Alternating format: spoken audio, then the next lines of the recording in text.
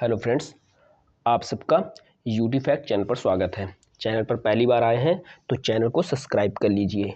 आज के वीडियो में हम लोग भारत के भूगोल विषय को स्टार्ट करेंगे। भारत का भूगोल विषय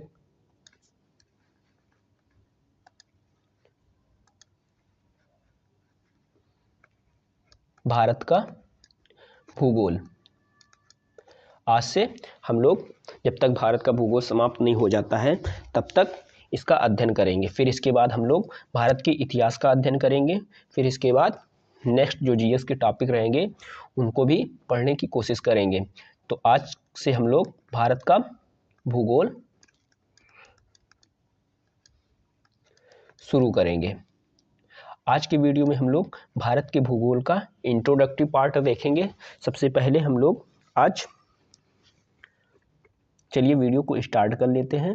वीडियो को स्टार्ट करने से पहले सभी लोग चैनल को सब्सक्राइब जरूर कर लीजिए। चलिए वीडियो को स्टार्ट करते हैं। भारत का अक्षांशीय और देशांतरीय विस्तार लगभग एक समान है। भारत को जो अक्षांशीय और देशांतरीय विस्तार जो है लगभग एक समान है। दोनों का जो विस्तार है लगभग 30 डिग्री के लगभग है। 30 डिग्री के लगभग है। जो अक्षांशीय विस्तार भारत का है, अक्षांशीय विस्तार जो भारत का है वो मुख्य भूमि का 8 डिग्री 4 मिनट उत्तरी अक्षांश से लेकर 37 डिग्री 6 मिनट उत्तरी अक्षांशों के मध्य भारत का अक्षांशीय विस्तार देखने को मिलता है। जब फिर वहीं भारत का देशांतरीय विस्तार जो है 68 डिग्री 7 मिनट पूर्वी देशांतर से लेकर 97 डिग्री 2 मिनट पूर्वी देशांतर के मध्य भारत का क्या है देशांतरीय विस्तार देखने को मिलता है। जब फिर लगभग इनका क्या है अक्षांशीय और देशांतरीय विस्तार 30 डिग्री है, किंतु किलोमीटर में जब इसको देखते हैं, जब दूरी के संदर्भ में इसको देखते हैं, दूरी के संदर्भ में जब इसका विश्लेषण करते हैं तो जो उत्तरी और दक्षिणी विस्तार है भारत का वो पूर्वी और पश्चिमी विस्तार की अपेक्षा अधिक है। इसके अधिक होने का कारण यह है, कारण क्या है इसका? कारण यह है कि जब ध्रुवों की ओर हम लोग जाते हैं, ध्रुवों की ओर जाते हैं तो दो देशांतर रेखाओं के मध्य की दूरी घटती जाती है। कारण क्या है? जब जैसे ये एक मान लो हमारी पृथ्वी है तो ये क्या है भूमध्य रेखा, जिसे 0 डिग्री भी कहते हैं, 0 डिग्री अक्षांश रेखा। तो इससे जब हम लोग उत्तर की तरफ जाते हैं और दक्षिण की तरफ जाते हैं तो जो देशांतर रेखाएं होती हैं उनके बीच की दूरी क्या है कम होती चली जाती है। जैसे ही उत्तर की तरफ या दक्षिण की तरफ बढ़ते हैं तो दो देशांतर रेखाओं के बीच की दूरी कम होती जाती है।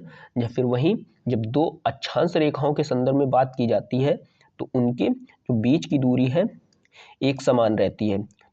दो अक्षांश रेखाओं के बीच की दूरी लगभग कितनी होती है 111 किलोमीटर। भारत के क्षेत्रफल से संबंधित जो टॉपिक है उसको देखते हैं। भारत का जो कुल क्षेत्रफल है, भारत का कुल क्षेत्रफल जो है कितना है लगभग 32,87,263 वर्ग किलोमीटर के समथिंग है। भारत का जो क्षेत्रफल है 32,87,263 वर्ग किलोमीटर है, जो विश्व के कुल भौगोलिक क्षेत्रफल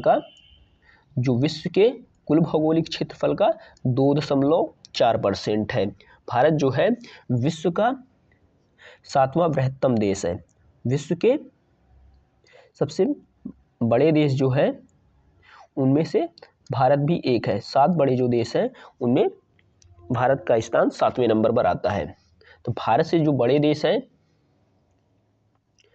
जो रूस है, रूस विश्व का सबसे बड़ा देश है।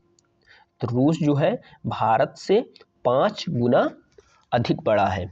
कनाडा जो है भारत से 3 गुना अधिक बड़ा है। चीन भी क्या है, चीन की जो भौगोलिक स्थिति है, भौगोलिक क्षेत्रफल जो है भारत से 3 गुना बड़ा है। या फिर पाकिस्तान जो है भारत से छोटा है। भारत से क्या है, पाकिस्तान छोटा है, अर्थात भारत जो है पाकिस्तान से 4 गुना बड़ा है। भारत जो है पाकिस्तान से 4 गुना बड़ा है, या फिर वहीं इंग्लैंड से भारत 8 गुना बड़ा है। चलिए इस वीडियो में हम लोग भारत की स्थलीय सीमा रेखा और जलीय सीमा रेखा से संबंधित जो तथ्य हैं उनको भी देख लेते हैं।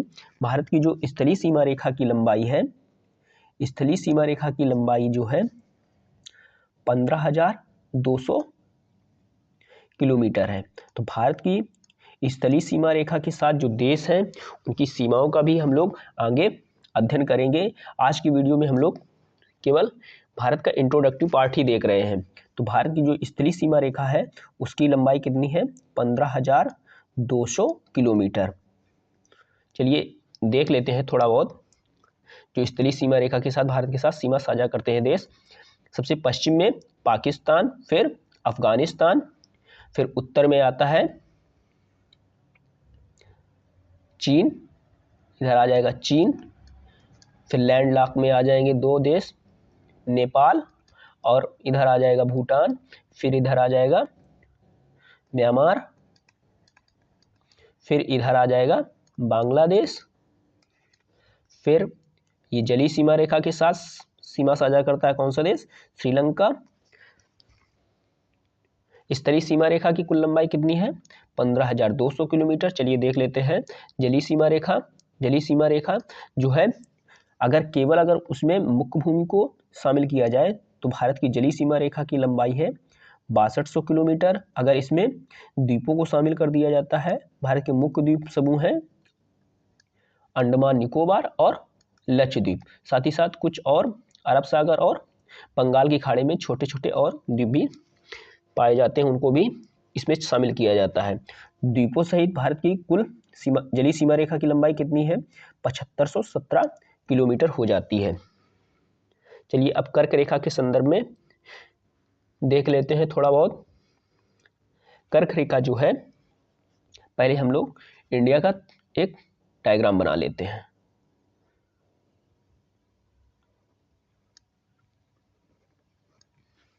कर्क रेखा जो है ऐसे कुछ भारत के मध्य से होकर गुजरती है। कर्क रेखा को 23.5 डिग्री उत्तरी अक्षांश रेखा के रूप में भी जाना जाता है।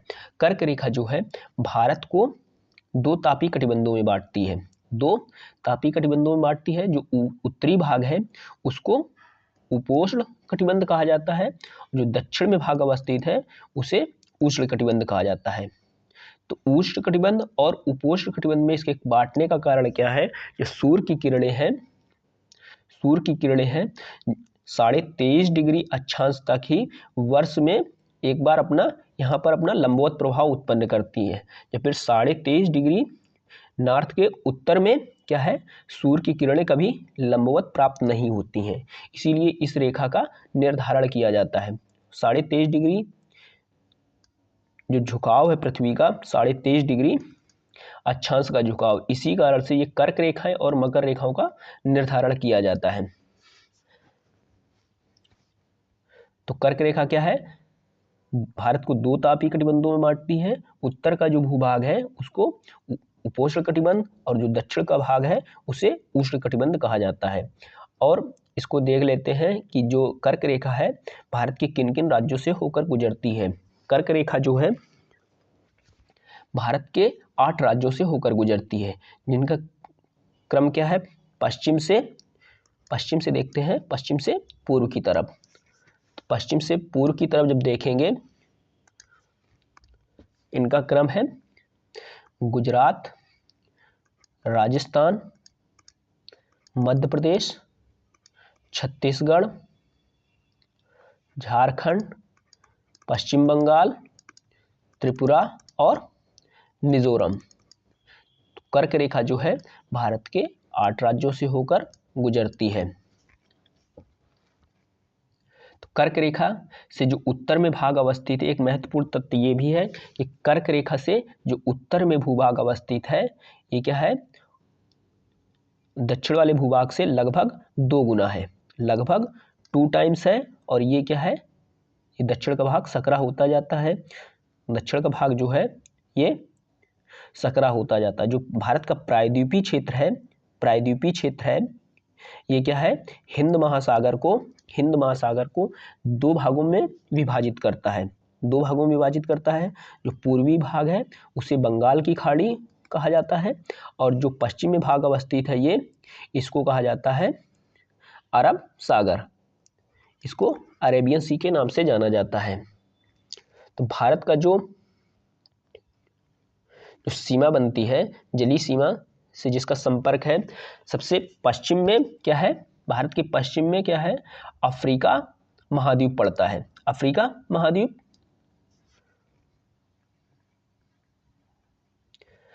दक्षिण पश्चिम एशिया, फारस की खाड़ी और लाल सागर द्वारा ये क्या है, पश्चिमी एशिया के साथ भारत सीमा साझा करता है और दक्षिण पूर्वी एशिया के साथ बंगाल की खाड़ी द्वारा ये जुड़ा हुआ है। दक्षिण पूर्वी एशिया के साथ तथा और ये पूर्वी एशिया के साथ ये क्या है, नौ परिवहन मार्गों द्वारा भारत प्राचीन काल से ही ये जुड़ा हुआ है। इधर क्या है, बंगाल की खाड़ी द्वारा ये क्या है, पूर्वी एशिया के देशों के साथ जुड़ा हुआ है और इधर क्या है, ये वेस्ट एशिया है। तो इधर क्या है, ये अरब सागर द्वारा ये क्या इससे जुड़ा हुआ है। साथ ही साथ इसका जब ऐसे पश्चिम की तरफ और विस्तार देखते हैं तो इधर क्या है, अफ्रीका महाद्वीप पड़ता है। तो उससे क्या है, भारत नौ परिवहन मार्गों द्वारा जुड़ा हुआ है। ये क्या है, भारत की आर्थिक और सामरिक सांस्कृतिक संदर्भों में भी अधिक महत्वपूर्ण हो जाता है।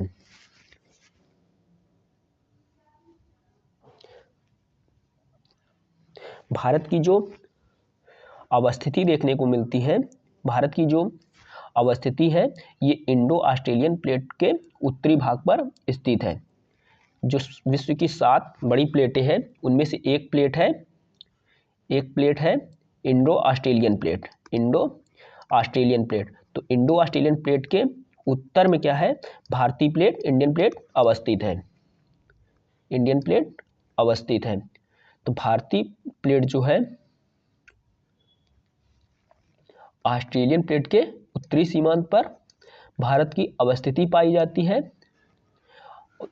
अतीत में होने वाले टेक्टोनिक संचलन के प्रभाव